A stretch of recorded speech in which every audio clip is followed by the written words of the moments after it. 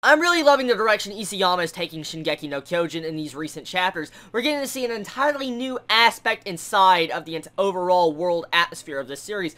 I mean, getting to see politics, economics, dark themes, greed of humanity, how humanity truly is, and getting to see more about the royal family. I feel like Isayama is doing something very interesting, and he's trying to develop his world a lot more. Yes, the core, I guess, focus of this series is humanity's greatest threat, Titans, and trying to deal with them, but I feel like this entire issue of actually going with the rebellion, finding out more about the royal family, who's the actual should be the true ruler, and making humanity finally united makes this actual chapter's recent build-up really good.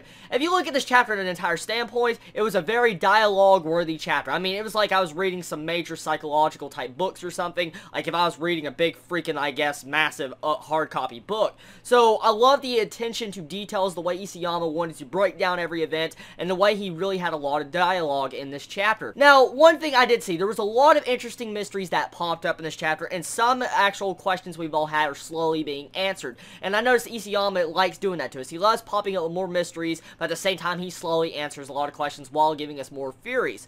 So let's talk about some interesting things we saw this chapter. For one thing, we see how the entire group is slowly becoming, I guess, evil, and what they must do to be actually morally right. I mean, the cause justifies the means. I mean, we get to see Hanji and Levi torturing a person this entire chapter, which is really fucked up and very gory. Isayama, man, you're a freaking expert at these torture scenes. I will say, the artwork has improved in these recent chapters. I mean, they may not still be the best artwork I've ever seen, but Isayama, I could tell, is at least trying to make his artwork a lot more approvable for majority of the manga readers. Now, I will say, Hanji, you're a fucked up individual. That's all I can say. I mean, we all know how crazy she was from the anime and the manga, but my god, the way she's just ripping off freaking the dude's fingernails, and then threatening to rip off his testicles, I was like, what the fuck? Just, yeah. So, it got incredibly violent, but at the same time, this goes to show, like I was saying, the actual darkness of humanity. How far you're willing to lose of your humanity to be able to save humanity. And I love this entire aspect of this, the way Isayama is becoming a master of getting to show the actual other side of humans, and I feel like this is what these recent chapters are really trying to discuss, and I love it. I love the entire focus on it.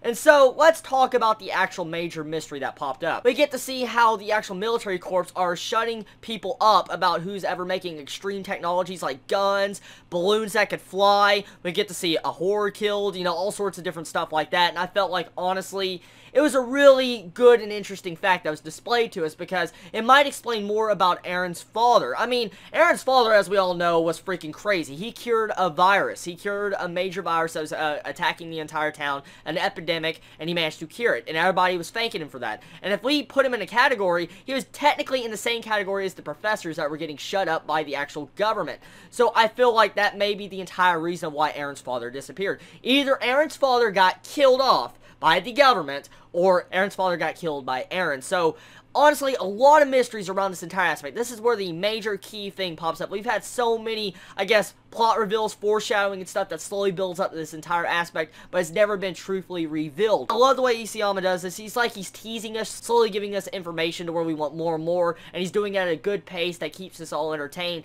And I think this is what makes his actual manga series so popular, because he manages to keep the entertainment value of each panel and chapter, even though he doesn't have the greatest artwork, even in the like earlier chapters. He manages to tell a good story that drags in its actual readers, and I feel like that's what makes him such a stunning manga artist and writer. Now, really, I do love the entire just plot reveal at the end of this chapter with Historia. The way we get to see her actually the major heir to their throne. So, she's the major queen that is supposed to be on top of the throne. So, if the rebellion works out and they pretty much dehead the king, the current king, most likely Historia will be on top and be the ruler, an actual legitimate ruler, not some fake ruler. So, really, as we can see in this entire chapter, the greed of humanity is very strong and it needs to be settled fast before they want to deal with their greatest threat, Titans. So, honestly, even though this chapter was nothing but build-up, it did a good job. I enjoyed every aspect of it. It was a great read, and I felt like Isayama is taking this series in such a wonderful direction, because I love the way he's emphasizing with these politics, because I'm a big fan of politics in my anime just because of the way it's fleshed out, and he's doing it in a proper way that actually feels logical. I mean, the entire scene with Erwin and Pixis was just amazing. I love that. It was a really nice, good dialogue scene that really just drew me in, because I love the talking in this this series, and I think that's where the actual series shines at, honestly. A lot of people probably disagree with me. They would probably think the action's where they like to see it, but personally, I feel like the dialogue and the actual character development is what I truly look forward to in each chapter of Shingeki no Kyojin.